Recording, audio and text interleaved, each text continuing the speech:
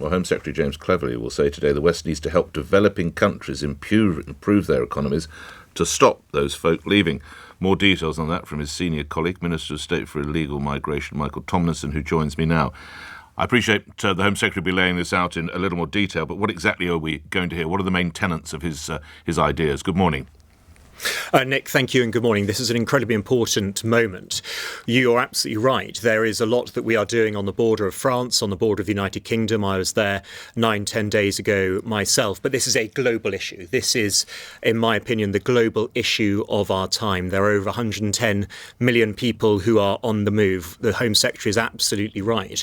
This isn't just a United Kingdom issue. This is not just a France issue, nor even just a European issue, but it's worldwide. And the Home Secretary is highlighting that and highlighting what needs to be done. Whilst I was in France, there's no doubt that our French allies and my counterparts recognise the challenge, and it's a shared common interest, it's a shared common goal of stopping the boats. That's my job, that's my challenge. But the Home Secretary, if you like, is going one level higher than that. He's highlighting that this is a global challenge and a global issue that requires global solutions. Let me just give you two examples. You saw the Prime Minister and the Prime Minister's deal with Albania. That was just over 12 months ago. That is one example of a relationship between two countries, between two allies that has worked, that has seen the deterrent effect work. And I think, as we've spoken before, we saw those coming from Albania down by over 90% last year. But let me give you another example, the Rwanda scheme, the scheme that I am actually in charge of in relation to the House of Commons, trying to get the Rwanda bill through the House of Commons. Again, this is part of a global solution, and I think what we've got is the world watching and waiting for the Rwanda bill to pass through the House of Commons, as you know, I'm very keen to see those planes taking off. What can realistically be done, coming back to Mr. Cleverly's point, to stop very bright young men or women seeking to leave Libya and come to London? How do you do that? What do you put in place?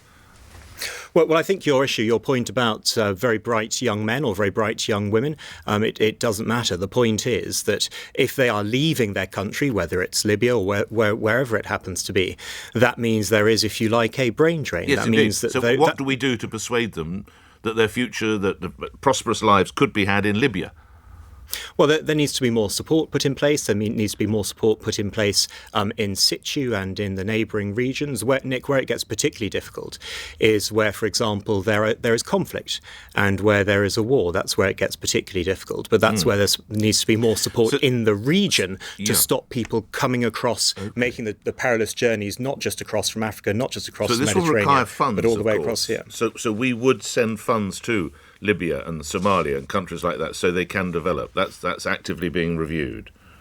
Well, Nick, we're already doing that. We already have a wide-ranging international development programme, and as I say, for example, where there are regions of conflict, where there are areas of conflict, what we've done in the past is look to put money into the region to encourage people to stay there rather than move more widely away. Minister, and I think so important. Why has the foreign aid budget been cut? Well, this is one of the debates. The foreign aid budget was cut. It's a fact. Nick, you're right, but it's one of the debates as to when and whether to bring it back, and the Prime Minister has rightly said that it will be brought back when fiscal circumstances allow, but that was at a particular time. But I think what you'll hear from the Home Secretary is the importance of ensuring that bright young men, as you put it, bright young men, bright young women from their own countries are encouraged and, frankly, are enabled to stay in their own country or in the region, because that is where the future is. That's where the future lies for their country as well. And it's a global issue, it's a global problem, and it's a global challenge, and the Home Secretary is right to be highlighting that. OK, Minister, you said earlier, and I'll quote you, my job, my challenge is to stop the boats. How's that going in February? Well, if we look in February, if we look last year, it's down by 36% in terms of people. In terms of actual boats, it's down by 46%. 290 migrants came to the UK in small boats earlier this week. That's the highest number in February so far in this month. So you're not stopping the boats, are you? Nick, that's right. That is too many. The boats are coming down. It's 46% down on last year, 36% in terms of the number of people crossing. But that's not enough. Earlier this week. Nick, that's not enough. More needs to be done. And one of the important strands of what needs to be done is putting that deterrent effect in place. And that's the Rwanda bill that we see in the House of Lords. It's coming back for its report stage next week. And after that, I've no doubt there'll be ping-pong between the House of Commons and the House of Lords. And then we need to get the bill on the statute book. We need to get the treaty ratified. And we need to get the planes off the ground. This is the deterrent effect that's such a crucial piece, final piece to the jigsaw that needs to be put in place. In a related question, David Neal, who was sacked by your department last week as the Independent Chief Inspector of Borders and Immigration, is in front of a panel of MPs today. Was it right to fire an independent expert? David Neal breached the terms of his appointment, and as a result of that, he lost the confidence of the Home Secretary, and therefore his appointment was terminated. I do think that's right. I do think that is appropriate.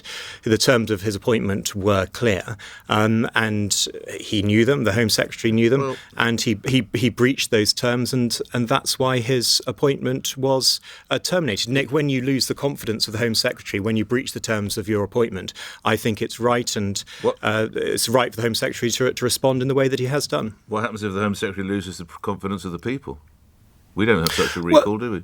Or indeed, possibly even the Minister in charge of illegal migration, Minister. Well, Nick, respectfully, those are two subtly different things. But in relation to the terms of the appointment, those were very clear. Those terms were breached. Information was leaked. That information was inaccurate. And as a result of that, the appointment was terminated. Mr. Neal said he was frustrated. He wrote 15 reports, count them, 15, that have still not been published by the government. Why and when will we see them? Nick, those reports will be published. When would that be? They will be published, Nick, and they will be published soon. But in response to that... 3 o'clock this afternoon? Middle of March? No. Easter Sunday? No. What are we talking about, Minister? Nick, respectfully, they will be published, and they will be published soon. But that is no excuse for leaking, for breaching the terms of your appointment, and frankly, for leaking information that is inaccurate. And it was that made him lose the confidence of the Home Secretary, and that's why his appointment was terminated. Last couple of questions. Do you think Britain's a racist country? Nick, no, I don't. The comments from Paul Scully, no-go, one of your former senior colleagues, no-go zones in London. Do you support those? No, I don't. I looked very carefully, actually, at Paul Scully's words, and I think one phrase, one aspect of that has been taken. My personal view is no, that is not a London that I recognise. That is not a country that I recognise. Nick, I think we are blessed and lucky and fortunate to live in a country that is tolerant, a country that is respectful in the way that I deal with colleagues, in the way that I deal with my constituents, in fact, in the way that I deal with anyone. I think we are tolerant, we are respectful, and that's the way that I think we should be as a country. So lastly, if we are tolerant and respectful, why was it necessary for Lee Anderson to have the whip suspended? Where was the tolerance there? Well, Nick, respectfully, I think what Lee said was wrong. Yes. And as a result of what he said, he had the whip removed from him. That's robust action. What was it specifically that meant the whip had to go? We agree it was wrong, but why was it wrong? Nick, it was wrong. What Lee but why was said, it wrong? What he said was wrong. As a result of what he said, the whip was removed from him. That was robust action. That was robust action wrong? That was That's taken. What I'm trying to get at. It was wrong, Nick, because of what he said, and robust action was taken as a result. You're well educated. Let's try this a different way. Was it Islamophobic? What he said was wrong, and robust action was taken, and the whip was removed within 24 hours. Minister, was it Islamophobic? Nick, it was wrong. Minister, I'm going to, and I'm normally a very polite man, I'm actually going to effectively put the fact, I'll ask you now for the third time, I've asked you 6 times why it was necessary. For the third time, was it Islamophobic? Nick, it was wrong. I'll have to curtail the interview there. I'm grateful for your time, but enough already. Michael Tomlinson is the Minister of State for Illegal Migration, unable to answer a question.